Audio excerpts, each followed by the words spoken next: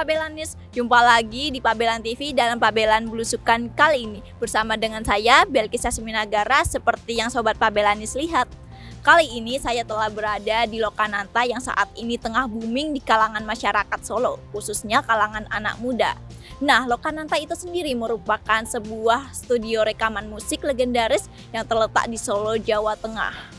Nah, Sobat Pabelanis ini sendiri sudah penasaran belum nih? Bagian apa saja yang ada di Lokananta ini dan bagian apa saja yang menarik di Lokananta ini. Yuk ikutin saya.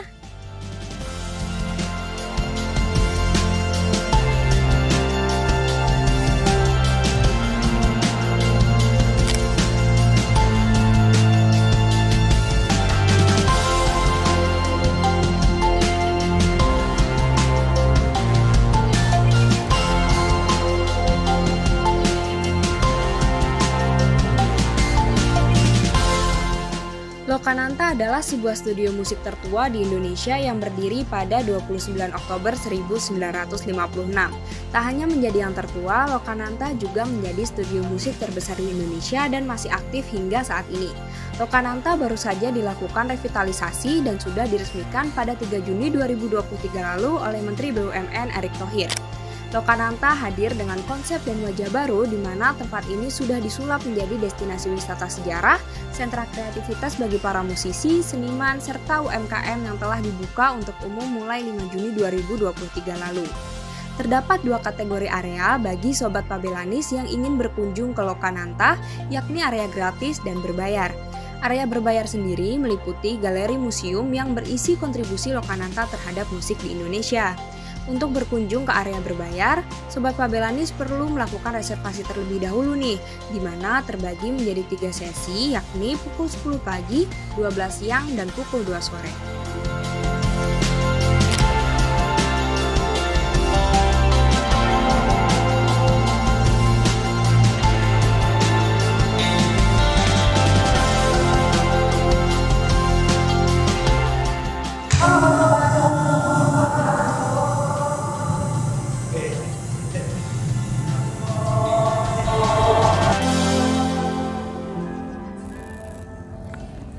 Yuk kita tanya-tanya ke pengelola yang ada di Lokananta ini. Let's go. Oke Kak, sebelumnya perkenalkan dulu nih, nama Kakak siapa?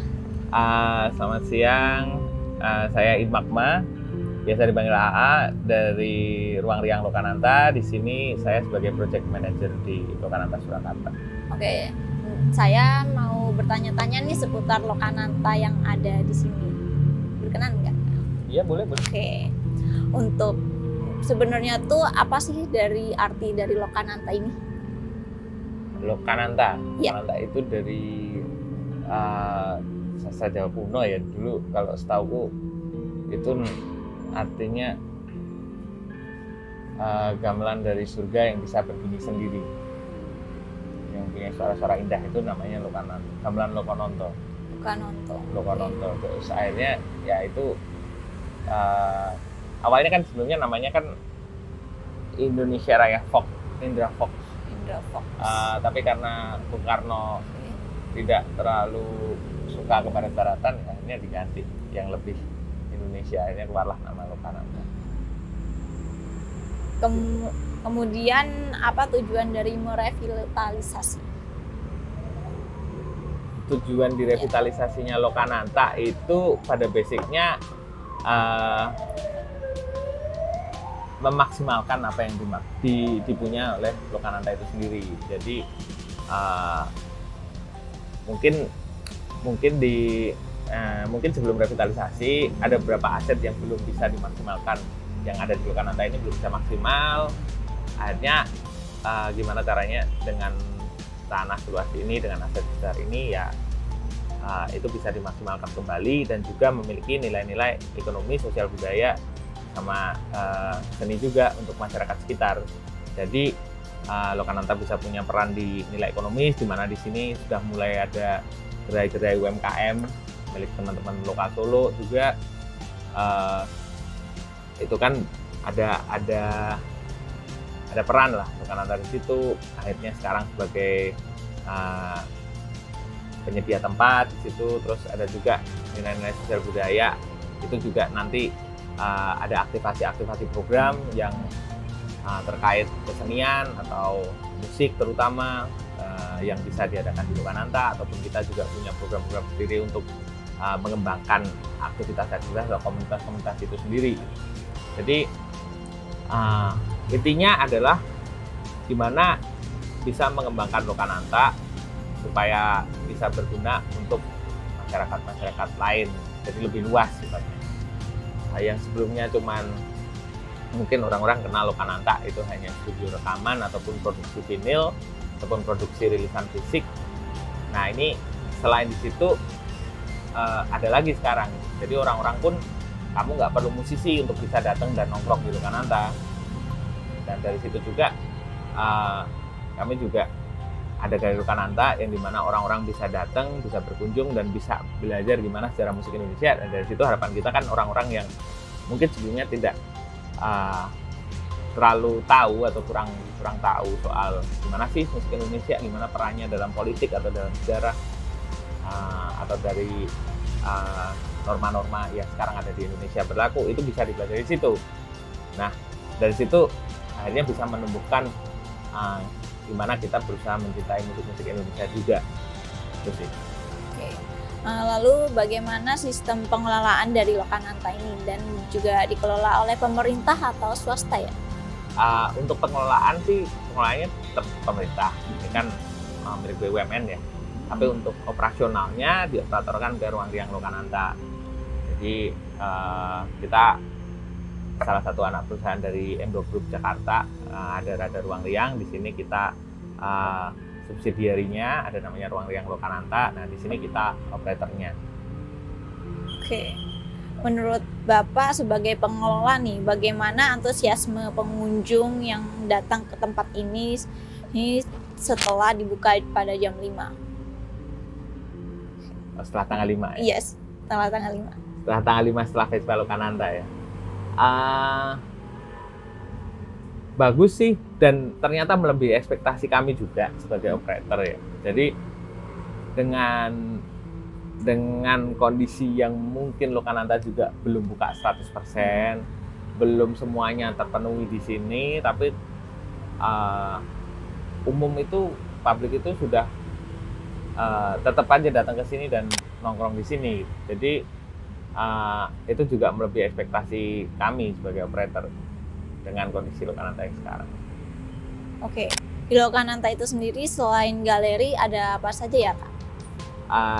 Untuk saat ini di kawasan Lokananta itu kita punya Galeri Lokananta yang nanti masuknya berbayar dan melalui reservasi. Nanti di situ ada tour guide untuk menemani. Tapi di luar Galeri Lokananta itu pengunjung bisa bebas datang karena kita punya area-area publik seperti gerai UMKM, retail makanan dan non makanan. Terus ada juga studio rekaman yang peran Lokananta di mana sebelumnya itu juga kita masih pertahankan. Terus nanti di area dalam itu juga ada public space buat teman-teman bisa nongkrong, bisa ya sambil jajan di gerai UMKM ataupun ngopi-ngopi bisa nongkrong juga di area Taman Lingkar di belakang. Kita juga punya amphitheater sekarang. Nanti ke depan kita bakal ada ruang konser indoor untuk Lokananta. Jadi itu nanti di mana orang-orang bisa ngadain pertunjukan musik di situ dengan tertutup, dengan akustik yang bagus dan juga suaranya juga tidak bocor keluar. Nanti ke depan kita juga bakal ada itu. Nah, nanti juga ada merchandise itu juga sih.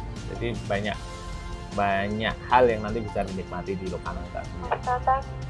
Oke, kalau boleh tahu program apa saja yang ada di Lokananta ini ya Kak? Oke, program ke depan yang nanti ada di Lokananta, yang jelas kita punya banyak pertunjukan, sama sepertinya kita bakal ngadain Festival Lokananta juga. Nanti ada juga kita bikin namanya Cipta Lagu Lokananta, sama kayak dulu itu ada program dari Lokananta dan RRI juga. Terus ada Bintang Muda Lokananta, di mana kita cari talent-talent bakat lainnya. Kita juga punya inisiatif program namanya Lokananta Studio Gig untuk teman-teman yang mau bikin atau punya band yang pengen main di Studio Lokananta, kita juga punya program itu. Nanti ada kita punya program workshop dan konferensi untuk seputar di bidang musik.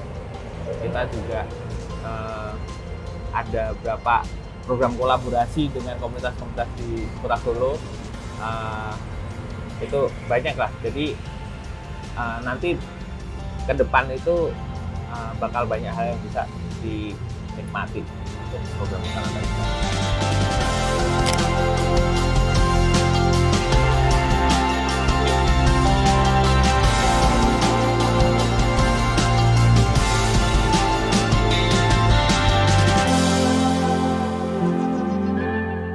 Nah, itu tadi pabelan belusukan kali ini. Semoga dengan adanya konten ini dapat menambah wawasan Sobat Pabelanis terhadap tempat-tempat menarik yang ada di Kota Solo, khususnya Lokananta ini.